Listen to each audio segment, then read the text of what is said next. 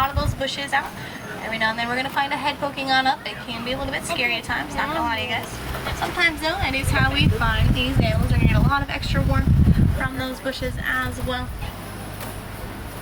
You see the animals. Together. See what's going on through here. Some of the animals love cooler weather, like I said. Some of them are getting pretty active, coming closer to the road. Others are getting a little bit farther away from us. It really just depends on the species. Everyone has a mind of their own. They make that very well known. You can see the animals. Yeah. We gotta keep our eyes open.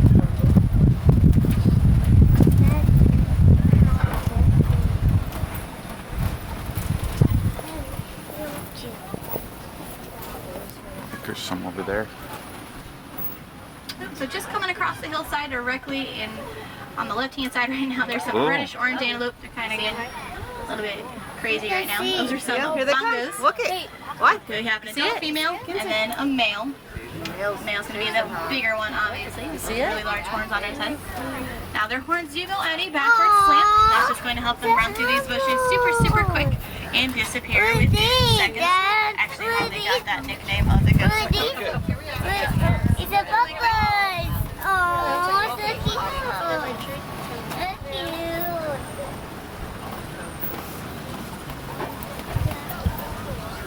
Get away from them before the circle of life happens. That's It will. There's one right in front of our truck here. Crossing on over here really quick. You see it? See him right there. Scoot over. So they're just too big, so when they go back over their shoulder, they just sometimes they cross on over. Oh, Really depends on the animal. Not all of the bongos are going to have that. Just a few. He's so cute. See if we can find anyone else roaming through the forest here right now. What's it called? I don't know. We got to wait and see. We can find this. Yeah, good job. There's a few more bongos up there on top of the hillside. There's even a little baby one that's lying down right behind mom back in there. Farther back. Aww. Look at them looking. Looks like that's just about it in the forest right now. So we're going to head on out of here. We'll make our way on over towards the Soppy River, see if we can find that direction. They don't have as many trees to hide behind, so sometimes it can be a little bit easier to find something in there. So cute. I've heard that those waters have been pretty warm lately. The next Hopefully we'll one. have some luck in that area. We're still going a little bit slow through here. You have some newer drivers out here. There's also some special things happening right now.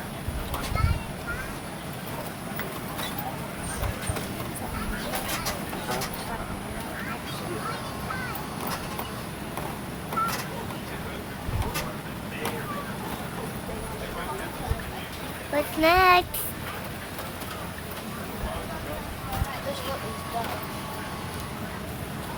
Now we're going to make our way down to the bottom of this hillside here. We're going to be looking on the right. There are two broken trees in the water, but just next to them are some beady little eyes that are poking out on top of the surface there as well. They kind of just look like two small little rocks at this moment in time. Those are indeed eyes down there. There is a hippo who's poking right on out of the water. You can start to see its nose as we get a little bit lower down the hillside here. I can see the hood. Now hippos do spend a good majority of their day in the water as they do easily get sunburned. But once the sun goes down, they are more likely to come up on land and get some much needed food. There's a couple more here on our left-hand side. Right behind that, it looks like about 3, possibly 4 sitting there together. Now when hippos are in the water, they can hold their breath about 8 minutes at a time, so we don't always see them even when they are around. This is a nice sized group though. This is known as a float of hippos, but they don't really swim. What they're going to do is sink down to the bottom and then walk or run along the bottom of the riverbank. Also have these bigger white birds out here on this island. These are some pink-backed pelicans. They do get their name from the coloration that appears on their backhand side during the mating season. Look at that way out there. They are more of a colonial bird. That's They're really found in neat. groups of 20 And then the 500 ducky. individuals. Not small amounts by any means. That is for sure. We're going to take this corner nice and slow here really quick. So you kind of have a hippo that is partially out of the water over here on our left-hand side. You got a little bit of the back half. Pretty large animal. And you do actually have one completely out of the water a little bit closer to us as well. Wait. See it? Like I said, Sunning make himself things a little bit different out through here. You see him, Jen? The hippo. So stay seated for me, even though we are stopped. We do have to to stay completely seated. There's another one coming out of the water back in there too. But also on top of this bank over here on the left, we have some pretty large Nile crocodiles. These crocodiles can easily reach lengths about 18 to 20 feet long. The same length as a giraffe is tall. If they stay still in the water, they can hold their breath about 2 hours at a time. And they do have a jaw pressure of 2,000 pounds per square inch. Now, shockingly enough, the Nile crocodile is not the most dangerous animal in all of Africa. That title has been given to a hippo. There are more hippo accidents than any other animal in that entire continent. But we're going to go check out the savannah next, and that's typically where we can find some of the more popular animals. Hopefully they're pretty active right now, making their way on through the area. We got some really cool photos while we're down there. Make one a quick little pass by of a very large tree over here on our right. It's known as a baobab tree. Its nickname, however, is the upside down tree because it kind of looks like it has its roots on up in the air. Now they will go leafless for about 9 months out of the year, and they hold all the water that they need in those trunks of theirs, which is about 10,000 gallons. Now some of the animals are going to know this. You might see some puncture marks in that tree's trunk. It's going to be from elephants from going up to them when it's super hot out, and that way they can get some much needed water. This spot right here, this is my favorite spot. These are the reserve. It's an absolutely beautiful view of how the savannah can just go on for miles on end. But the savannah is molded by the animals that live here. The elephants are going to come on through. They'll knock down any dead trees. They're the bulldozers. Giraffes are underneath the living trees. They make them all the exact same level. They're the breeders. And as antelope come on by, they do mow the grass, so everything's pretty much taken care of by the animals, for the animals. We're just really here to observe them. They do a pretty good job of it. We do have these bigger guys down here with some really large horns on their head. These are a few Ankole cattle, also known as Watusi cattle. They're named after the Watusi tribe that first domesticated them. Now their horns are not heavy, they are hollow. They have a honeycomb structure on the inside that has a cooling system for them. Horns can be about 6 feet in length. They are a symbol of wealth for that Watusi tribe. So when the sun goes down, they get brought into these giant pens made out of horns. That way, hopefully, the predators are going to stay away from them, and that village will be able to keep all the animals they started with that morning. See quite a few giraffes out there in that field over on our right-hand side. So we're going to head that direction here in just a little bit. See if we can find anybody along the way here.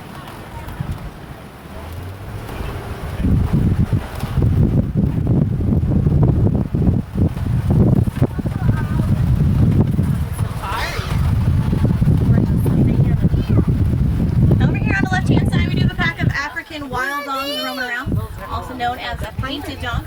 Now, they are the most successful hunter in all of Africa. They're typically led by the alpha male and the alpha female. Now, you know what? 2 dogs have the same coat pattern.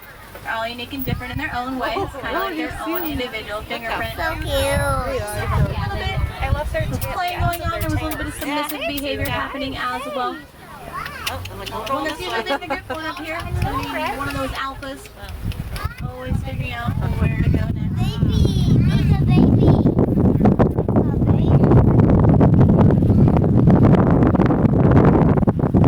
These really cool red mounds here on either side of our truck. These are some termite mounds. They're as hard as concrete. Well, animals like giraffes and elephants do like to use them as scratching posts, and eventually they're going to get worn down with the right? Well, antelope outposts. We have these sable antelope right here on the left. They are the official emblem out here in the Harambe Wildlife Reserve. They're pretty special to all of us that reside here. As they grow in age, their horns do start to curve back over their shoulders, and that's going to keep those predators from jumping on their backs, and they're not looking. We're slowly but surely getting closer to these Maasai giraffes out here, and we are going to be able to tell that they are Maasai giraffes by looking at the irregular pattern on their bodies. There are a few babies down in there. There's one that's walking up on top of the hill, straight back there on your left-hand side. They're going to be 6 feet tall when it's born, and can stand up on all fours in the first 30 minutes of their life. Let's see, 1, 2, 3, 4. I guess at least 4 out here that I'm seeing. That's a nice group. It's known as a tower of giraffes. As they make their way through an area, they do get the nickname the Journey, so sometimes you can hear either word being used. They only have 7 vertebrae in their neck, which is the same number that we have in ours. Yours are just larger. They also have this 18-inch long tongue that's just going to help them reach the leaves and branches that are just out of reach. It is purple in color. It is out of their mouths quite often.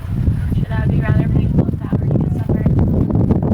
Now we're not going to get super close to that giraffe that's farther down the hill, just in case it decides to take a step on out. We don't need to be stuck in a giraffe jam this morning. morning. That's what I-4 is for. Also, if you guys look all the way up on top of the hillside with those giraffes, there's a really tall tan antelope standing up there with them. That is an adult male Patterson's eland. That is the tallest antelope species in the world. He stands 6 feet at the shoulders. Very big antelope. So then you have all these giraffes starting to come up through them today. One baby right down here in the corner, another one all the way up on top of the hillside there, and then goes that big Patterson's eland. You're going to get a really good view of him, of his size right there.